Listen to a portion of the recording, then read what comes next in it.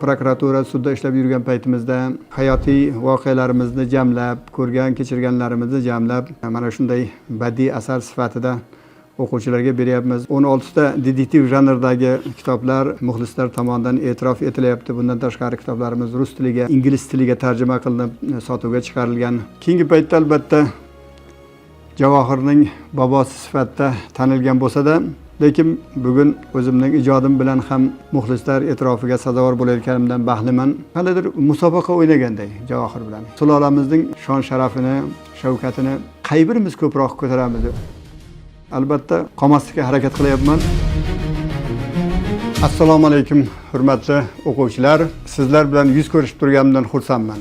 Bugun oila va farzand tarbiyasi to'g'risida bir-ikki oz suhbatlashishni joiz bildik. Maktab bor, to'g'ri, universitet bor undan keyin, lekin baribir oilaning o'rni farzand tarbiyasida muhim. Ota-bobolarimiz ota-onalardan tashqari buva-buvilarning o'rnini ham muhim bilishgan.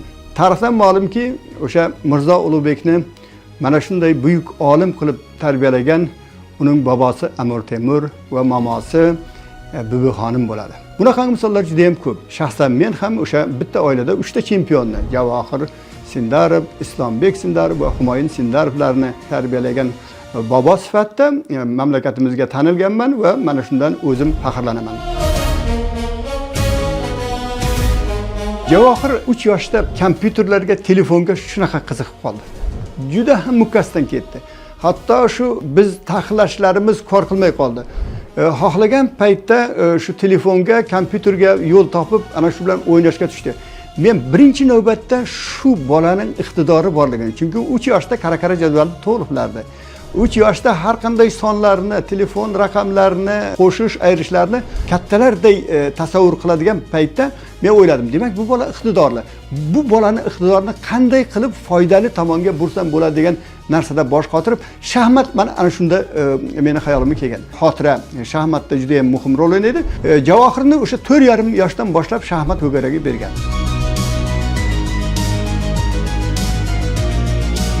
Shaxmat to'garagidan, shaxmat maktabidan to uyga borgancha mashinada ketganimizda ularga men ko'proq ertaklar so'zlab berganman, ko'proq ularga o'sha hayotiy boshimdan o'tkazgan narsalarni so'zlab berganman.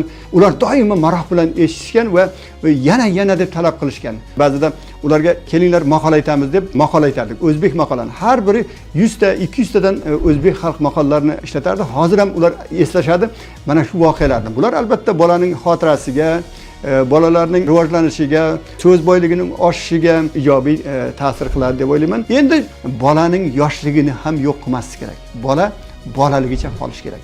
Shuning uchun albatta shaxmatda uzoq o'tirish uning o'tiroq bo'lib qolishiga, ba'zan jismoniy sog'lig'iga ta'sir qilishi mumkin. Shuning uchun biz shaxmatdan kelgandan keyin har kuni deyarli har kuni mana shu 3 ta nevaram, men yana boshqa nevaralarimni qo'shib futbol o'ynardik.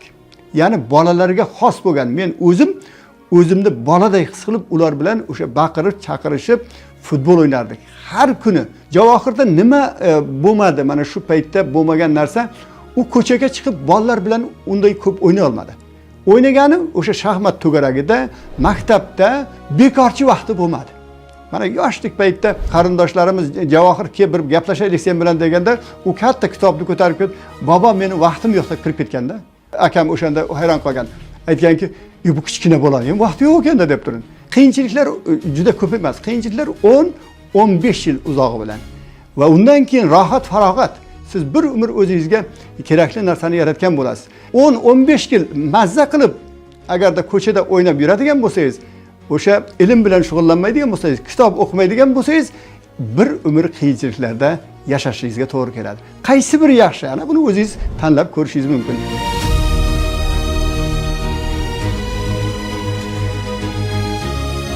Men hayotda o'zim tanlagan bir 3 ta yo'l bor.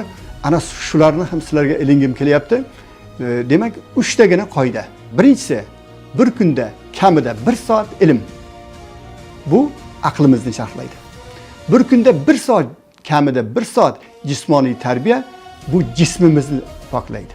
Va bir kunda 1 soat savobli ishlar, ota-onaga xizmat qilish, ota-onaning ko'nglini olish, hatto ulardan qo'ng'iroq qilib bir hol-ahvol so'rash, yo'lda yotgan bir toshni olib chekkaga olib qo'yishingiz o'zi ham savob sanaladi.